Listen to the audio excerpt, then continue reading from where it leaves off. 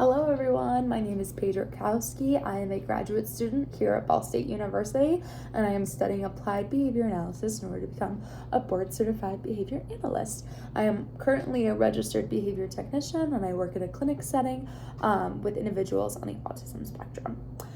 Today I'm going to completing a staff training with you guys about cultural competency and bias. Cultural competency and bias is important within the field of ABA for multiple reasons. Two of these are outlined in the RBT Ethics Code, outlined here. The first one outlines how registered behavior technicians need to conduct themselves in a professional manner and make sure their actions follow through with contractual commitments, and that they work with their supervisors to address specific skill deficits regarding cultural bias or inappropriate interactions. The second RBT Ethics Code, section 1.07, states that RBTs work directly with their supervisors to ensure that they are culturally responsive in their work. They're making sure to uphold the cultural values of their clients, as well as not to place their own cultural values onto other individuals. This can some cultural considerations that will need to be addressed include their age, disability, ethnicity, gender expression or identity, immigration status, marital relationship status, a national origin, race, religion, sexual orientation, socioeconomic status, and many more. It's important that RBTs work with their supervisors in order to address these concerns and make sure that we're applying appropriate and respectful care to all clients. So what is culture? Culture is the behaviors people engage in that make up key aspects of their personality and self. This includes their beliefs, values, traditions, communication styles, and many more. You can see someone's cultural values based on how they interact with individuals, how they dress, whether they're wearing, based on certain representations that they show, whether they wear their favorite band t-shirt, other things like that. A lot of our cultural values are things that we pick up from how we were raised and the environments we have interacted with. So you can see this within how someone chooses to interact with clients and how they play and how they conduct themselves in their personal life. Why is culture important in the field of ABA? Children are sponges. They are constantly watching the other people around them, including their technicians, their parents, other people in the grocery store. They're constantly trying to understand and seeing how other people behave and interact.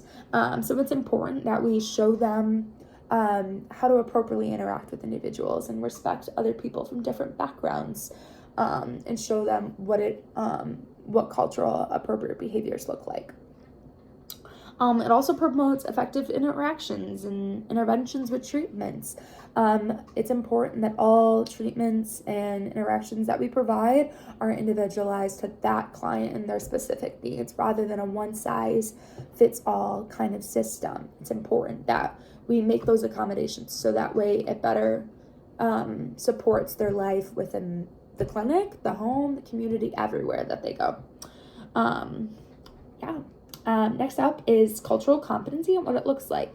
Cultural competency is the ability to understand, respect, and interact with people from different cultural backgrounds other than your own. The steps needed to be culturally competent include identifying your own cultural values, which we will get to in a moment, identifying your own biases, and educating yourselves by talking with other individuals and reviewing research.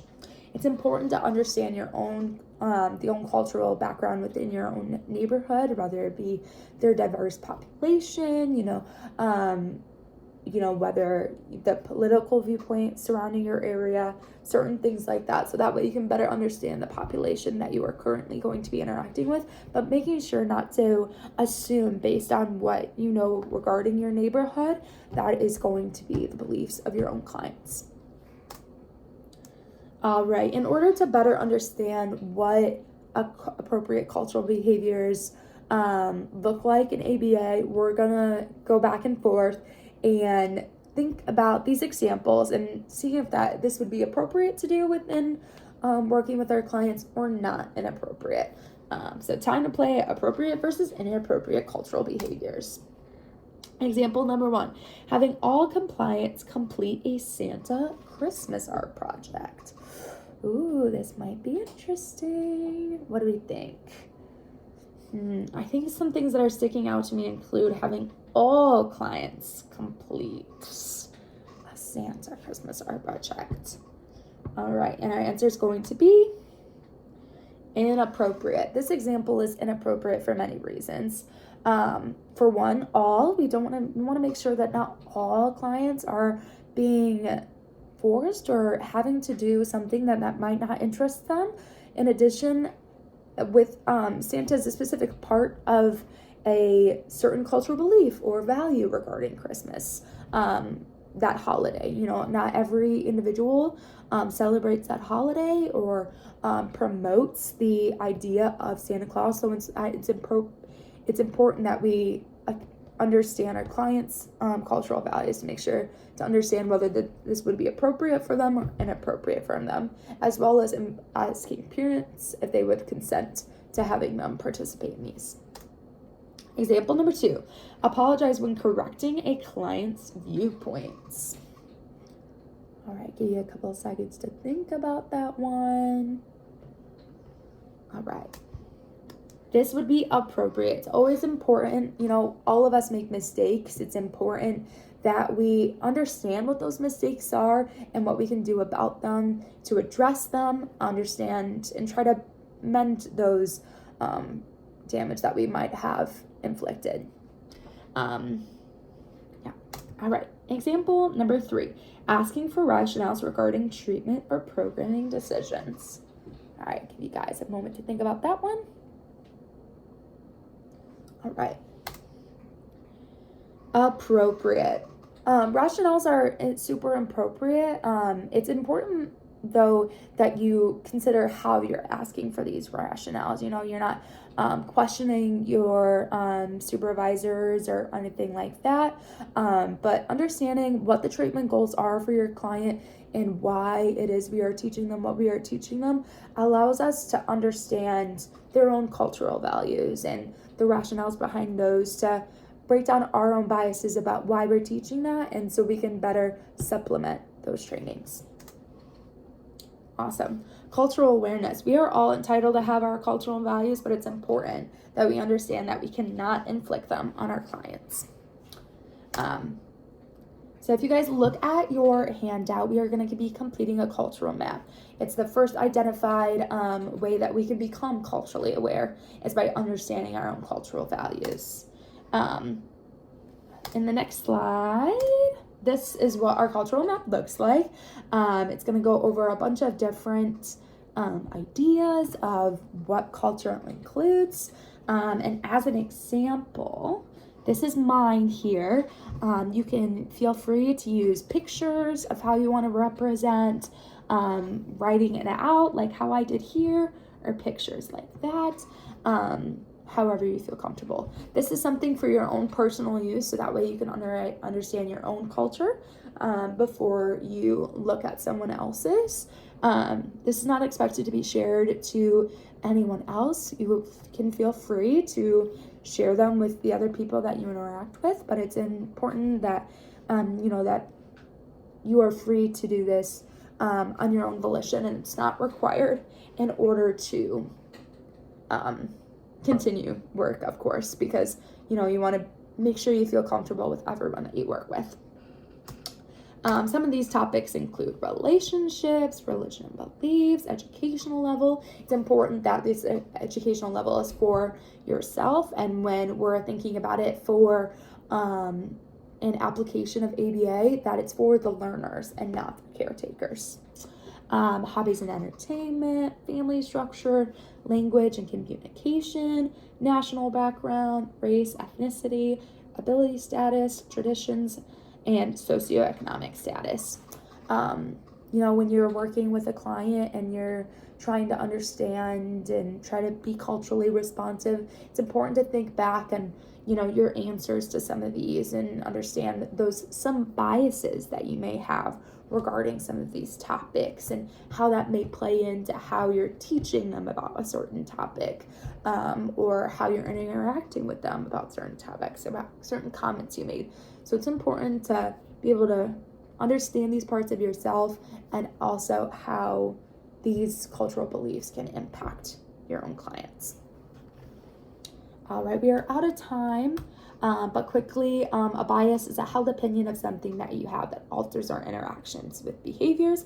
Understanding your biases, whether they would be positive, silly, or negative biases, can allow someone to better, to better interact with other individuals and making sure that we're not discriminating against other individuals. Some examples of biases can include whether clients use technology or not, whether young kids play violent games or play with pretend guns, thinking back to your own parenting strategies or hobbies or interests that you like of your own. But bias can impact our interactions with our clients, interfering with data collection, and identifying and using appropriate and effective response strategies. If we specifically think, client A is a lot like client B, this worked for them, let me try that. That may be a bias that you have. This strategy always works. But it's important that we make sure all of our treatments are individualized to all clients and all caretakers and all people that we engage with in ABA. All right. But how can we address our bias? We can address our bias by valuing other perspectives and seeking out other people's perspectives, going back to that understanding rationales for our clinicians and programming, making yourself aware of your own biases, embracing hard conversations and the temporary discomfort that comes with them, slow down your own decision making and thinking through your actions before acting, use empathy-based approaches, and ask for feedback, but always make sure that when you ask for that feedback that you take the steps to apply that feedback. Awesome. I hope that cultural map is allowing you to understand yourself and your own cultural values, so that way you understand yourself and better can understand what your own biases that you may or may not be showing within your own work, and how to expand those to be better accommodating for all your clients. Thank you.